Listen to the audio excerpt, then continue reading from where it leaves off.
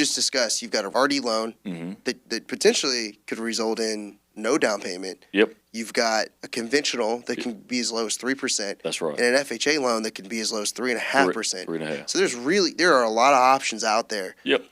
For people to buy homes. Yep. Without a ton of money down.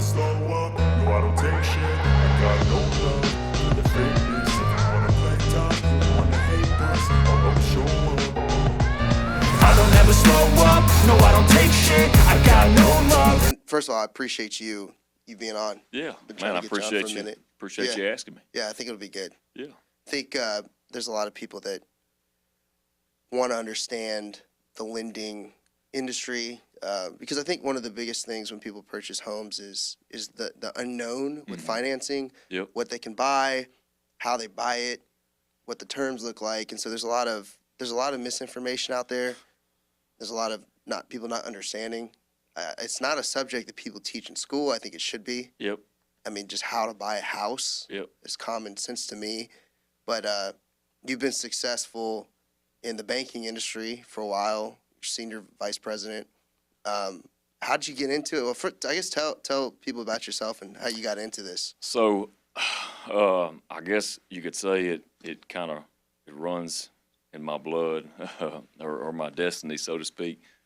So the bank I work for, we've been around since the late 30s or the early 30s, I guess I would say. My great-grandfather was one of the first presidents in the mid-40s. Oh, wow. And then after him, my great-uncle, after him, my grandfather, after him, my father. So wow. It's kind of a legacy deal. But I started working there when I was in college as a teller. I went to Northwestern State, worked there for 3 years, learned the basics, credits and debits, and how the bank works and how a bank makes money, how a bank's profitable, how some banks aren't profitable, yeah.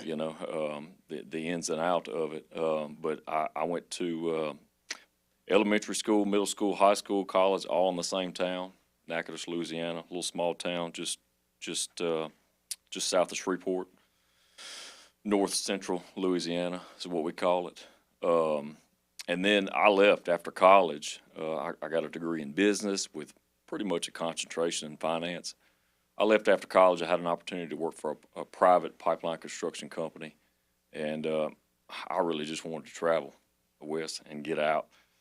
I wanted to see, had the opportunity to see other states and experience other things. I was more excited about that than anything. So I did that for a little over 7 years, almost 8, I guess.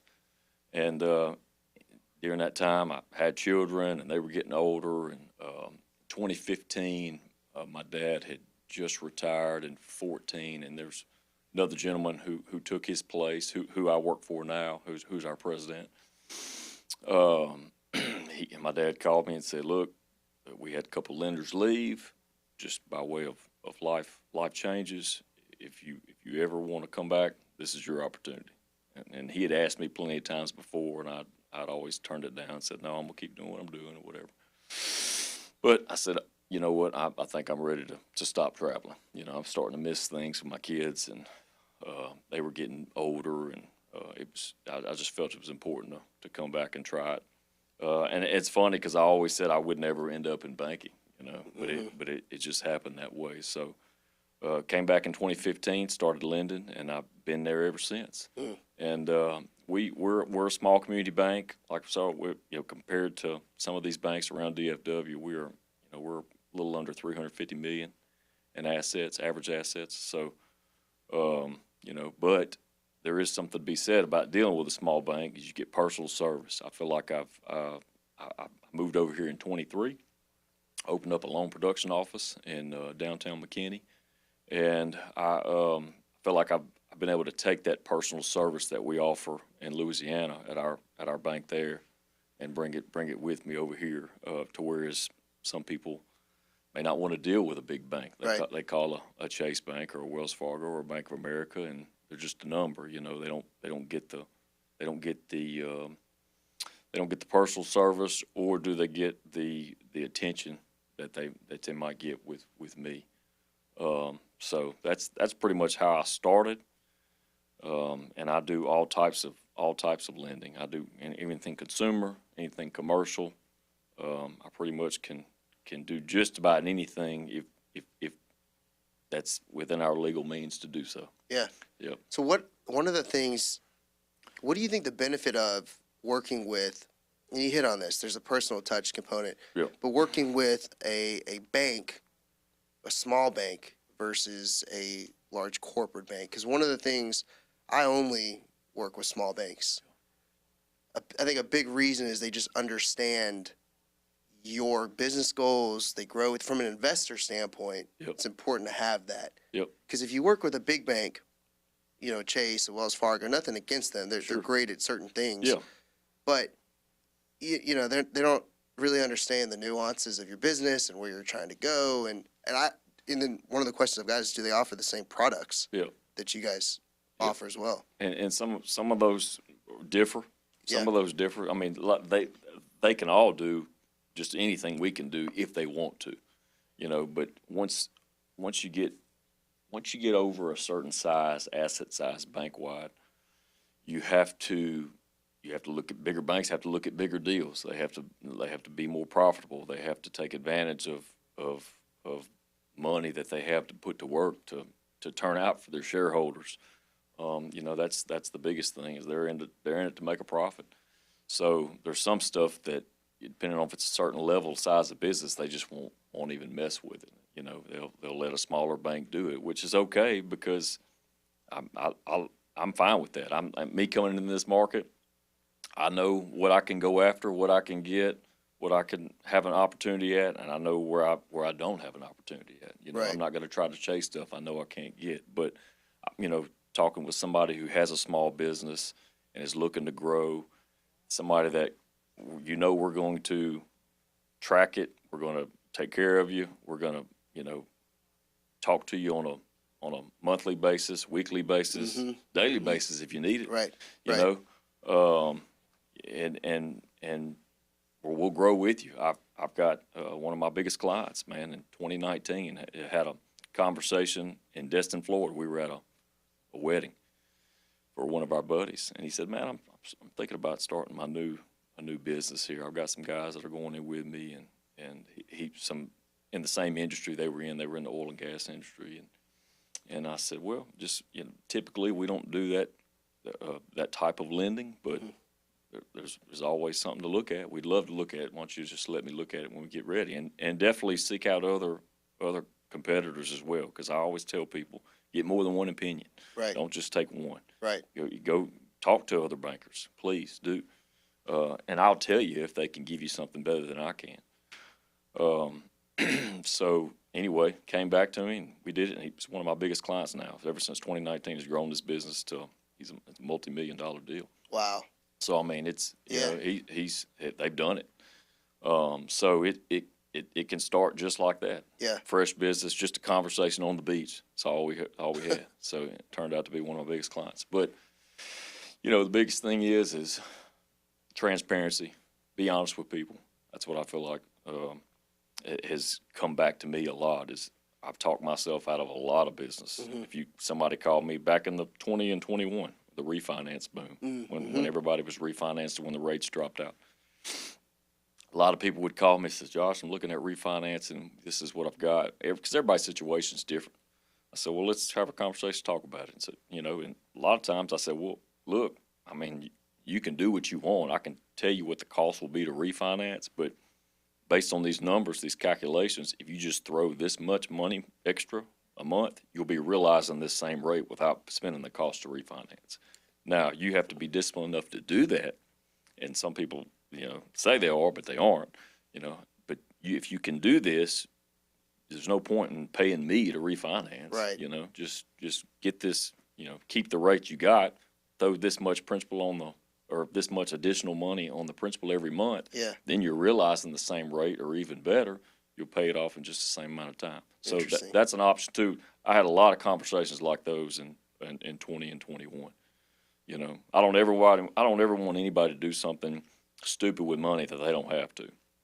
So I think being honest with people, telling them what you can offer, telling them what you can't offer, and I think by word of mouth, that's come back to me a lot, whether it be from that same person or somebody they talk to. So if you have enough good experiences, I do feel like I've got 50 salespeople out there for me that can say, hey, I had a closing with Josh, and he was attentive the whole process, and it was great. I mean, I would recommend him to anybody. Yeah. So I feel like I've got people out there that can do that, and benefit me, and then hopefully them and some of their family and friends down the road. So what's been the most successful? What's worked for you here in Dallas to be able to grow the business? Not being afraid to get out there. Yeah. Yeah. Yep. That's what you've been tasked with, is to come out here That's to right. Dallas and grow the bank. That's right. I have been tasked with, because I opened up a loan production office, Yeah. so just loans, but going to get myself out there, meet people, try to make myself available, offer any assistance with financing on whatever. Because there's a lot of dual similarities between how lenders grow their business and how real estate agents grow their business. Absolutely. Yeah. I mean, our whole thing, like you just said, it's providing a good service so you have people out there that refer you. Sure. But, I mean, it's, I think a lot of people don't understand, even in the lending space, you still have to go get business. You do. It's not just going to come to you. No, it's not. And it's a double-edged sword too, because you have you got a fiduciary responsibility by your customers when you bank them, whether you're a depositor, they're just a depositor with you, or they've got a loan with you. But you don't ever want to encourage anybody to borrow money if they don't have to. Yeah. So I mean, but people do need to borrow money. They want homes, they want cars, they need it right now, and they want to pay for it over time. That's how that goes. So, so what have you been doing specifically to get out there? First I did is I joined the chamber, the McKinney Chamber of Commerce in Collin County, right there where my office is at. Yeah. And went to a few of those meetings and events, which was beneficial. Met a lot of people, and kind of I got some first business through that. Really? Yep, sure did. I think a lot of people wonder if joining chamber is worth it. It is. I would say it is. Yeah. I mean, you make some connections, especially when you don't know anybody. Yeah, I would say join the chamber. And I had another guy who was he was in the office next to me. He's not there anymore, but he worked for New York Life. Mass Mutual. Worked for Mass Mutual, and he said, man, the biggest thing, he said, that helped me when I came here 2 years ago, and he was doing the same thing, building his portfolio. He said, get out and about, go see people, and join the chamber. That's what I'd recommend. And I said, okay, no problem. Yeah. I can do that. So what do you do in the chamber? Like, what does that look like? So they meet every Wednesday, and I'll bring you sometime if you want to, but they meet every Wednesday right across the street from my office. Yeah. In downtown in this building. Every Wednesday they have a meeting. You get to stand up, introduce yourself, say, hi, I'm so-and-so, this is my business. I mean, and it's pretty good. Yeah. It's usually about 80, 85 people there. So you make some connections, and then, of course, in the chamber they have monthly events that they'll have speaker panels where they'll do these CEO panels. They'll have them at the Sheraton right up here. I've gone to a few of those. You just go listen, talk to people, network. Yep, that's it. Yeah. It's all about networking. So how have you separated yourself? Because you said you've gotten some business out of it. I'm surely there's other bankers and lenders. Oh, yeah. Part of that as well. So yep. How does going to those meetings then turn into business? So the one of the biggest things I got out of them was I got introduced to another realtor through that that actually ended up doing some business directly with me, and that was through one of the dignitaries there at the chamber, that he's like, yeah, I've got a brother-in-law that's a realtor of mine, or I can't remember if it was a brother-in-law or his cousin. Yeah. Cousin that's got a realtor of mine that he's got a banker already, but he needs another one to talk to as well sometimes, I think. Yeah. So, it's just making myself available. You're not going to change if somebody's got their person they go to, and that's okay. Just, hey, I'm so-and-so. This is where my office is. If you ever want to stop in, have a cup of coffee, have a conversation, we don't even have to talk about banking, we just whatever. So it's a big part of your, you're wanting to meet realtors. That's a big component of. Well, realtors, and I like to meet other bankers too, because because I got some additional business from another banker I met at a lunch meeting at Hutchins Barbecue. Yeah, that's I know. best barbecue It is. in DFW. I think. agree. I agree. You better, if you go there and you leave hungry, it's your own fault. Yeah. Yeah. But I was in there. The banker came up to me, introduced himself. He said, "Yeah, can I have one of your cards?" Gave him the card to the banker. Went to a lunch later on with the banker. Ended up getting some business off of one of his, not clients, but somebody he knew. Because see, a lot of these banks, what people maybe not think about sometimes is when they're looking at commercial deals, these banks look at these commercial deals, they can only hold so much of some type of loan, concentrations. So you can only have so much of a concentration. So some banks, if they'll say, "Hey, we've got too much of this right now. We can't do anymore, look anymore. I know these people. I don't particularly, I may not bank them or whatever, but I know of them. Would you like to look at the deal?" And they'll refer stuff to bigger banks, refer stuff to smaller banks. That's typical all the time. Interesting. So I've gotten some business off of that, and then once I close the deal, well, then I've made a relationship with a new client. Yeah. So they have another funding source they can come to, which is me. I see. So I've gotten a couple off that, and then from them, I actually got a good word of mouth referral to another real estate developer that does the same thing, just maybe in a different part of DFW. So word of mouth, absolutely. Word of mouth and relationships. Yeah. Two most powerful tools. So, okay, in your opinion, how could lenders and realtors work together from a, not necessarily, obviously we know how to work together from a transactional standpoint. Yep. But from a marketing, advertising, what are some things that realtors and lenders could be doing together? So, like, have you ever done any events, co-sponsored events with an agent? Oh yeah, we've co-sponsored with events with multiple realtors in our town. I haven't done anything specifically here. Yeah. But in Natchitoches, right. We've done lots of stuff. We'll invite all the realtors. We'll have a couple people go around and to each office, individual realtor office, right. and bring cookies and whatnot. But depending on where you're at, the marketing strategy differs from right. region. But here I would say you could have mixers, have socials, get together, say, "Hey, we're going to go to the Kelt in McKinney on a Wednesday night with a networking thing or wherever, just wherever you decide to go and talk about business, because you never know, you might meet somebody that needs something. They might you might need something out of somebody else. I mean, just get in front of people is the most, exposure. Yeah. I would say I'm just hearing you talk. My gears are turning. We need to talk about doing something together. Yeah.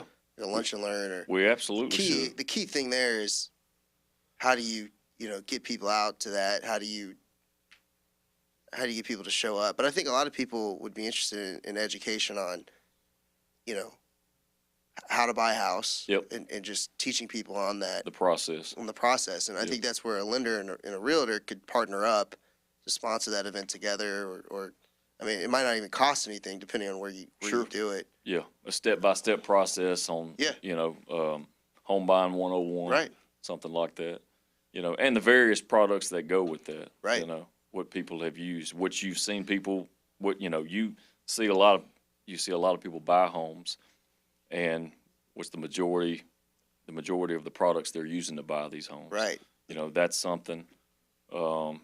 Could show trends. I can say the majority of what people use when I finance them, And that's a good segue, because to me, I think one of the biggest myths that I found in real estate is people don't understand it doesn't require 20% down. It doesn't. To purchase a home. No, it doesn't. No, that's a big misconception. Rural development, I think, is a great product. A government product. It is for rural development. USDA rural development loan. They do 101% of appraised value, so potentially you could roll closing costs in if it appraises for more than the purchase price. That's what we just did with. Yep. That's right. Yeah. So it's a good product, especially for a first time home buyer.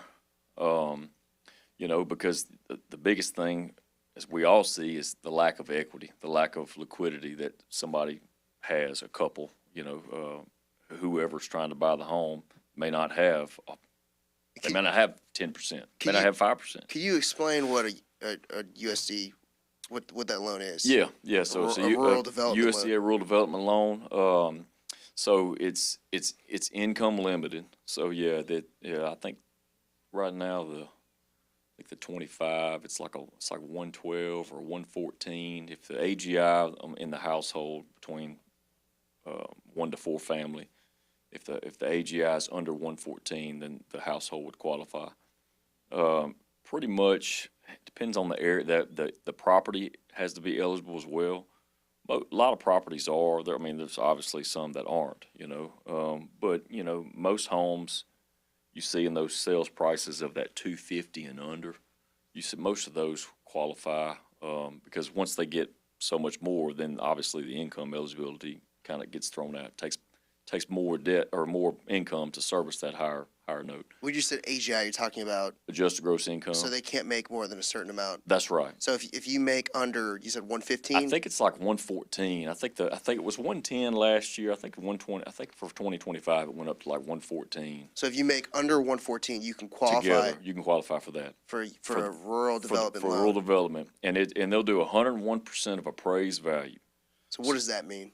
So that means say the home is $200,000. Yep. Right. Okay. So they'll do 101% of, you know, you're going to do 101% of the purchase price, but if it appraises for 210, then you're going to have closing costs. They could potentially they'll do 101 of the 210. So you can roll those closing costs in. And essentially I've gone to closings where the borrower has brought no money. So it potentially could be a 0% down. You could be. Wow. Yep. Just depends on the appraisal. Depends on the appraisal. I mean, I Okay. always like to prepare my clients and say, you need to be prepared to potentially bring some money to closing to cover closing costs, but the sales price, they'll always cover 101% of the sales price. Okay, now does it have to be zoned a certain way for it to be considered rural development? The property, there is an eligibility to it on the property, and there's a website. You can go on the USDA website and you can put the property in there, and it'll tell you if it's eligible. Put the address in there. Yep. Okay. Yep. You can put the address in there. It'll tell you if it's eligible. It's technically, I think it talks about underserved areas. Like Natchitoches, pretty much every home, you know, within that range is going to be eligible. There's a lot of houses here that are eligible, you know. So for somebody wanting to buy their first time home, it doesn't have a whole lot of cash to put into it initially. It's a great way to get into home ownership. I mean, I think my first property or first home actually here was 250. I mean, I think it would have probably met. I don't know if it would have been in the address would have worked, Yep. but so if you're looking for a home under 250, Yep. this type of loan Yep. could be a huge strategy Absolutely. to owning a home. Yep.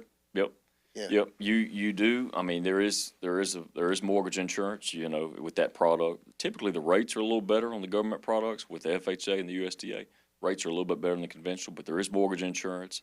You have to refinance out of that product into a conventional eventually to get away from the mortgage insurance.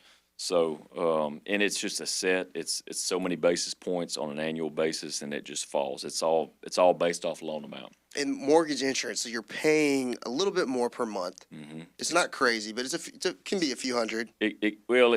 Usually for FHA and USDA, it's usually not that much. Okay. It's like I said, if you're looking at, it's usually 35 basis points, and then they'll multiply that by the principal balance of the loan amount on an annual scale, and then divide that by 12, and then it gets you your monthly. So it's usually not that much.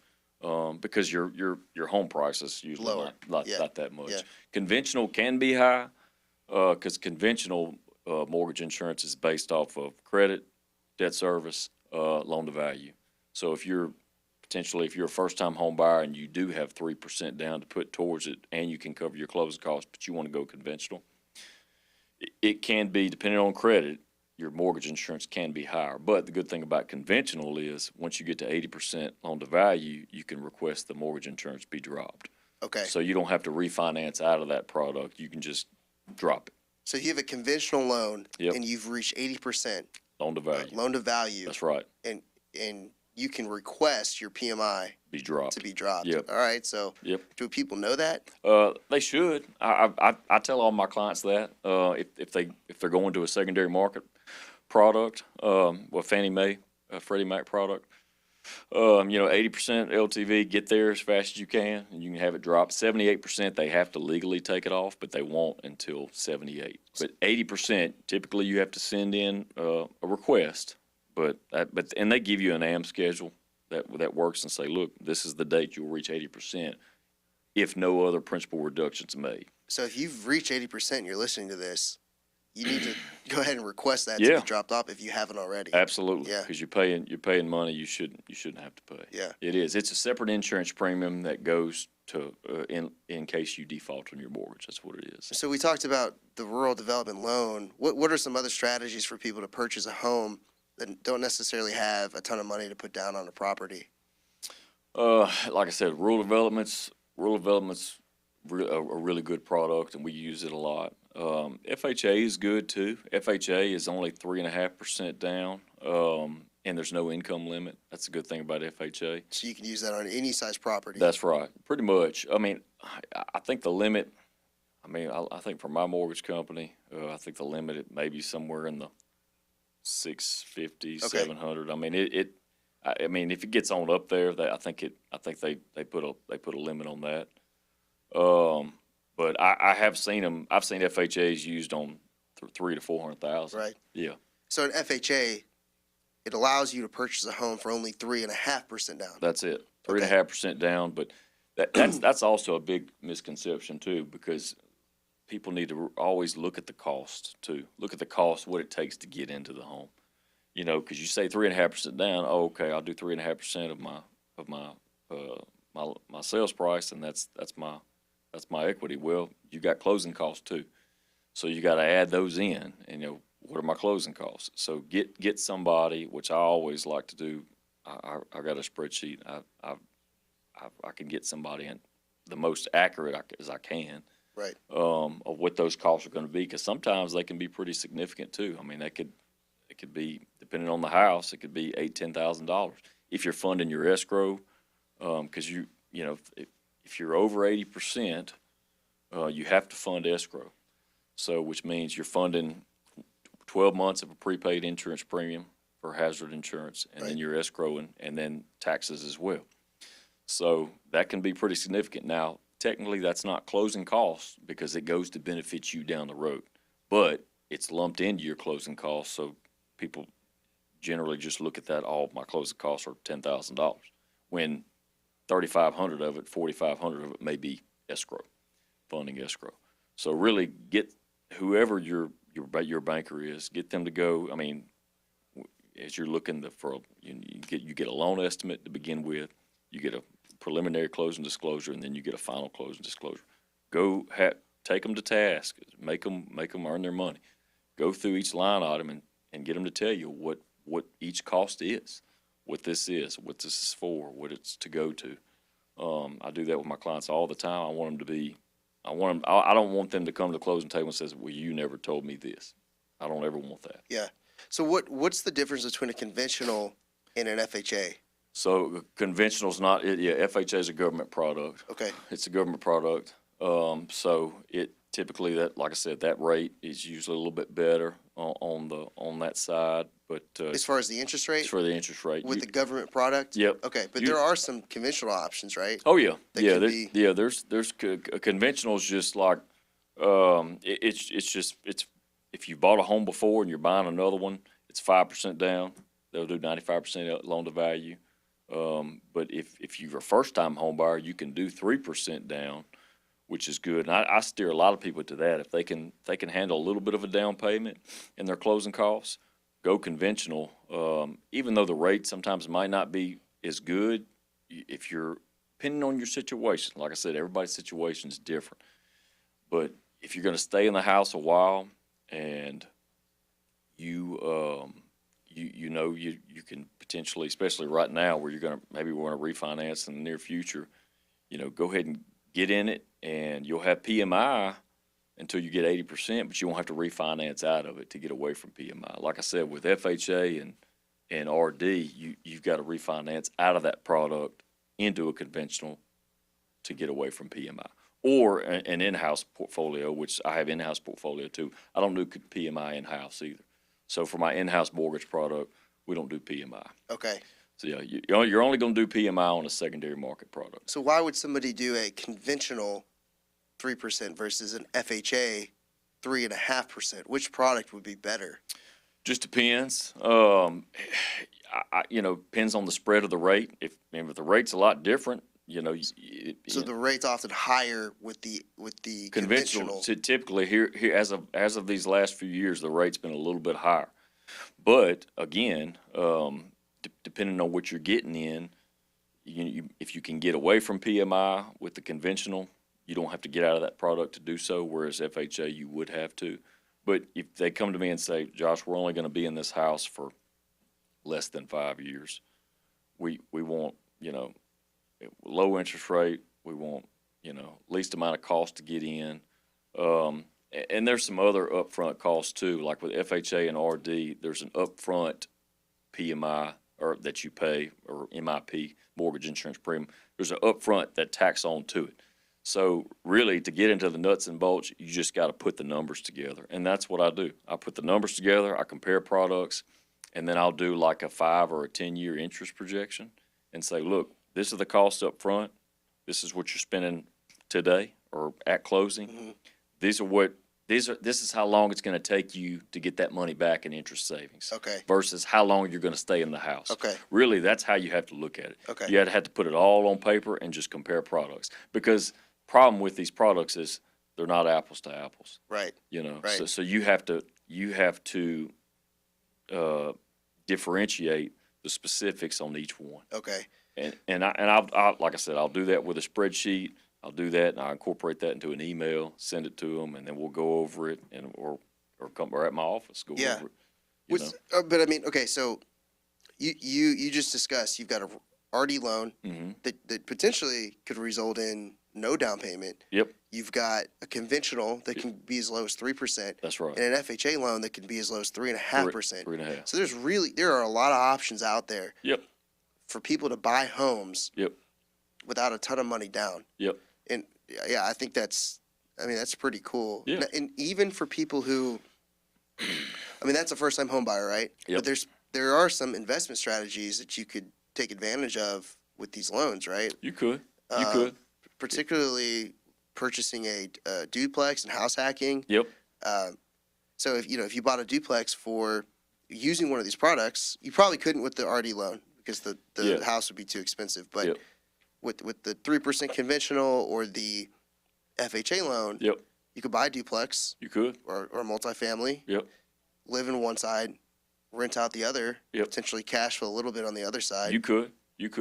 Yeah, you could do it if you were a first-time home buyer and you wanted your first home to be a duplex, you could do that with a 3%. And then even if you bought another one after that and moved into that one, like I said, you could do it with as little as 5%. Do you think that's a smart strategy for somebody who hasn't bought a home ever to buy their first property and it be a multifamily?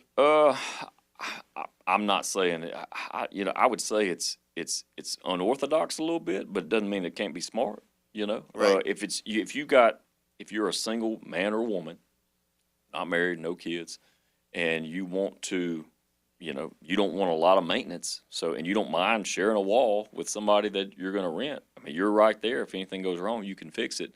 It's probably, I would say, if you're going to buy investment property, and we all know that you as well know the time and the maintenance potentially it takes to keep those up. Right. It's probably not a bad idea to have one right there next door to you. If you're gonna do that, and that's what you're interested in doing. I just think it's the best opportunity for somebody to get. If your goal is to own real estate, sure. And you can. There's so many products offered for people to be able to do this, like you just mentioned. Yep. The easiest way to do this, to get into real estate, is to use these products to purchase a duplex or multifamily. Yep. live in one of those units for as long as you're cool with. Sure. You know, a lot of people with families aren't cool with that. But if you're Sure. single, Yep. and I know some people that are married that do this, live in one side, rent out the other. I mean, you have the ability to cash flow depending on the type of deal you can find with this duplex and the rents that you can charge. Yep. And you're next door to your tenant. That's right. It's just and then, like you said, you'll have to refinance out of that in the future. Yep. But now you have your first multifamily property. Yep. And then you can figure out what to do from there. Sure. Yeah. But I think that's the benefit of working with someone like you, who can understand that type of first of all, can offer those products. Yep. And then understands people's goals and can get creative with them on how to achieve those. Yep. So like you know, we've got a mutual potential client where that's their strategy that they want to do. Yep. And they've been talking to you about that. Sure. So That's right. what have you seen for somebody that maybe is more experienced from an investment strategy, people that want to purchase investment properties, Mm-hmm. and they need a banking partner to do that? What have you seen as the best product for an investor out there? I mean, a lot of my smaller investor clients that hold multiple properties and they have a good rental portfolio or flip. Yeah. I've got one client. He has a couple of long-term rentals, and the way he's got in, and that's kind of essentially how he did it too. So he got into he bought a house, rented out 2 rooms from college kids. Yeah. In Natchitoches. Didn't mind. He's a single guy. Didn't mind. You know, it was kids he knew. He also worked at the college, and he was a music teacher. Started there with one, then kept that one, left it as a rental, bought another one, and then he ended up getting into the flip game. So where he started flipping these houses and doing a lot of the work himself. So what he would do is he would, buy one. Of course, you have a mortgage on that one. Buy the other one. Add that to the additional, and then he would just have a line of credit. And he would have a little bit of debt on those properties, and then have a line of credit potentially if it's secured by, if you got enough loan to value, and then that way if he wanted to go out and buy something else up was on the rehab market or a foreclosure, that he could just get right there, pay cash for it, tap his line of credit, pay cash for it. If he wanted to put a long-term mortgage, he could on that pay his line of credit down. He's done that a lot. And then when he flips and sells the property, or he'll just wait, get the cash back after he does that, or pay down his line of credit after he flips and sells. I see.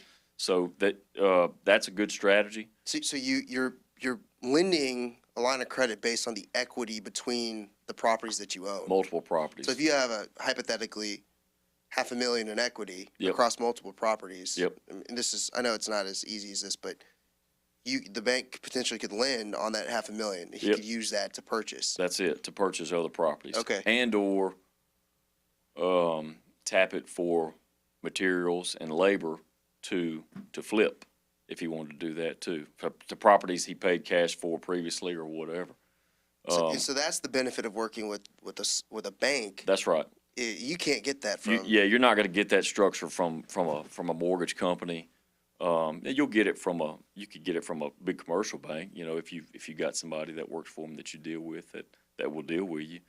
But yeah, I have a few clients that do that strategy right there. But I think that's exactly why it's important to find a banking partner, especially somebody like you who can offer multiple. You can offer secondary products as well. Sure.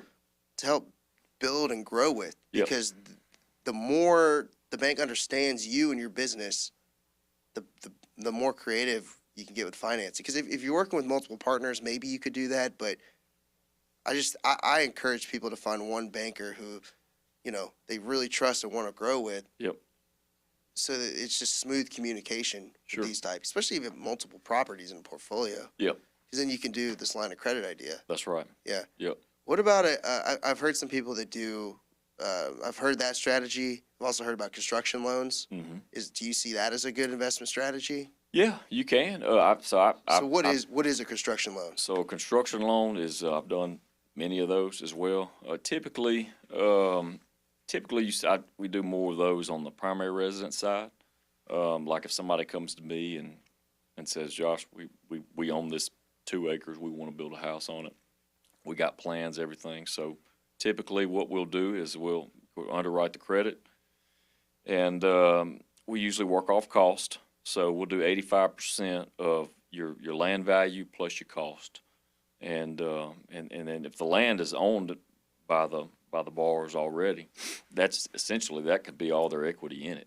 We may not have to put, provided there's no, contingent on there not being any overflows or cost overruns.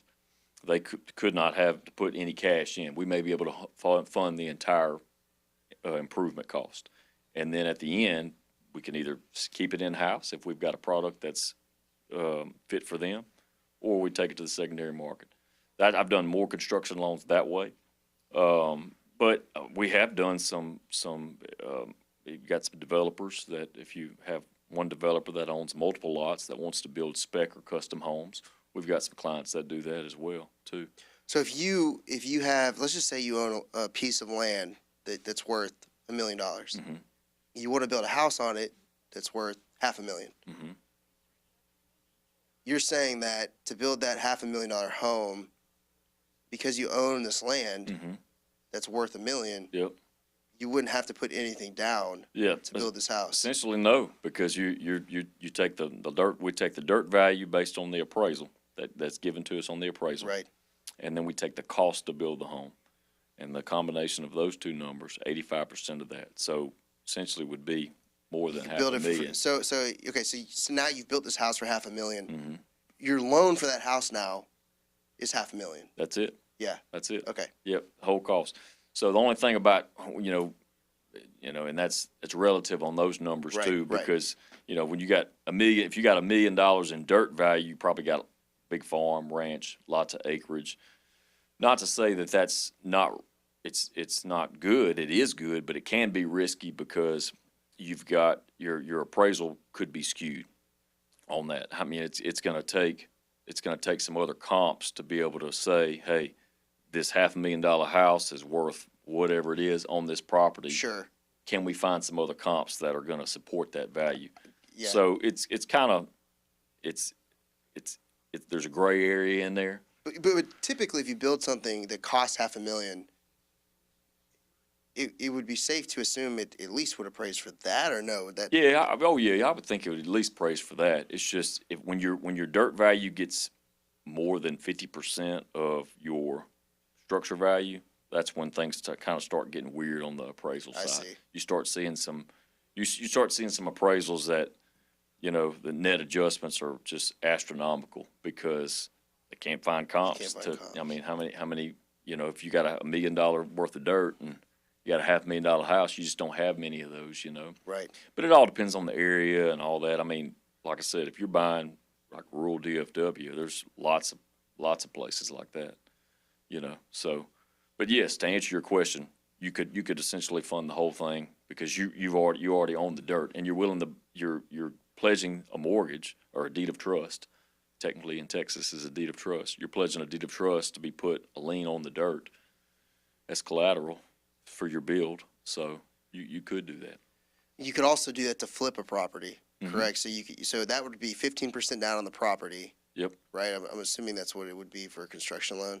Yep. That's the down payment. Yep. And then, depending on the appraisal, Yep. the improvements could be funded by the bank to rehab a property. That's it. Yeah. Yep. Yeah. Yep. Yeah, secondary market's got a good product too. I actually just closed one of these a couple weeks ago, but it's a home style product, so it's basically for that. It's for rehab. Now they'll only do it for primary and secondary residences, so this is not an investment strategy. But if you have a house, this particular situation was this house was in rural Shreveport, outside of Shreveport, and it was 23 acres. Nice property, but it had an old house on it, but they wanted to refurb it. So what they'll do is they'll do 97% of purchase, especially if it's this was a first time home buyer too. No, excuse me, this wasn't, but they'll do 97% regardless. I don't think you have to be a first time home buyer. Yeah, 97% of the purchase price, inclusive of the improvements. So I think they were putting like 50, a little over 50 Okay. into it. Okay. And what they do is they'll do 97%. So you have a down payment, and then of course you got to fund your closing costs. You can't roll in. Now, if it's a refi, we did this a lot in 2021. Say you came to me and said, Josh, I own this house. I want to put 50 into it. I want to do a whole renovation. You could do this home style 30. And a lot of people did that too because they had higher rates at the time. So they borrowed more money, refinanced to a lower rate, and essentially, got lower payments. So we did that a few times, but you can roll closing costs to that if you have appraisal that can provide the equity, if you already own the property. For a purchase, it's not like that. So it's 97% of the purchase price plus improvements. But once we close on it, then my mortgage company, they handle the draws. Now you have to have a reputable builder, a license, bonded. They have to provide documents depending on what size of the project it is. If it's over a certain dollar amount, total improvement costs, they'll have to provide some personal stuff for their business to show that they've been doing this. So could you use that product to purchase something like a pool or? Yeah. Okay. I had some clients. They put a pool in. I think they put an outdoor kitchen. Wow. And then and you can do as little as like $14,000-$15,000. I had some clients that were purchasing a house. Only thing they wanted to do, it was an older home. They wanted to put a central AC system in. Didn't have central air conditioning and heat. So we just had one invoice from the AC people, like 15 grand. They bought it, put it in, done deal. So you can use it for that too. And that's called Home 30? Home style. It's called a home style product.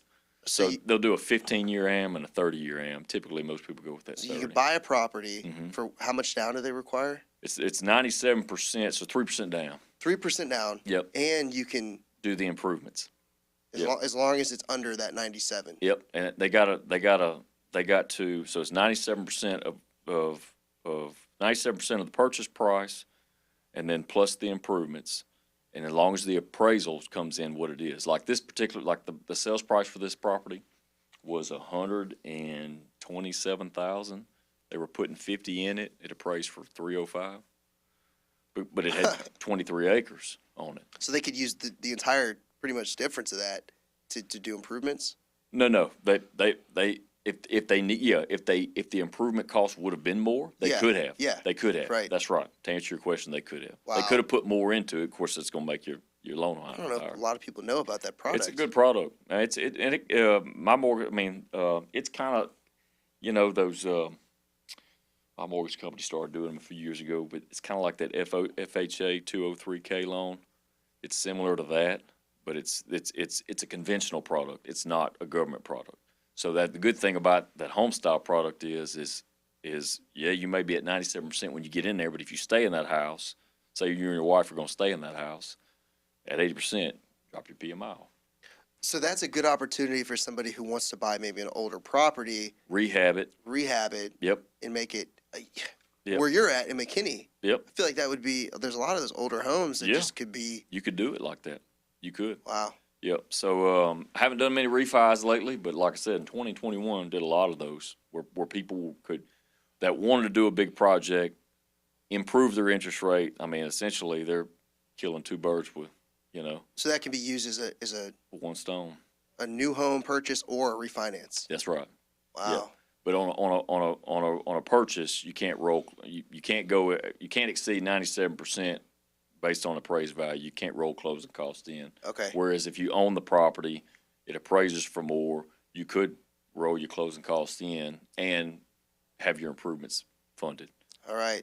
Well, you've got a lot of good products to offer. Sure. And you're clearly very knowledgeable and you understand how these things work. Mm-hmm. So how could people find you?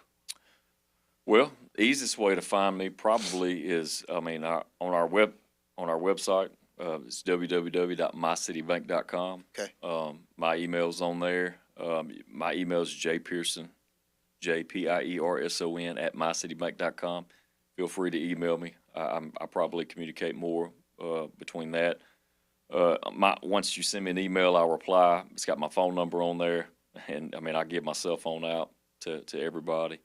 I am on Instagram. I'm pretty active on Instagram. I'm at the Waterfowl Banker, and yeah, that's. I try to be as responsive as I can be. Well, I appreciate you being on. Yeah. It's been good. Yeah. I've learned a lot. It's been real good. Yeah, I think a lot of people will listen to this and realize there's a lot of opportunities out there for their particular situation or strategy, and they just need somebody like you in their corner to help them get there. That's right. That's So- right. I agree. So y'all definitely hit Josh up. I appreciate you being on. Thank This was you. good.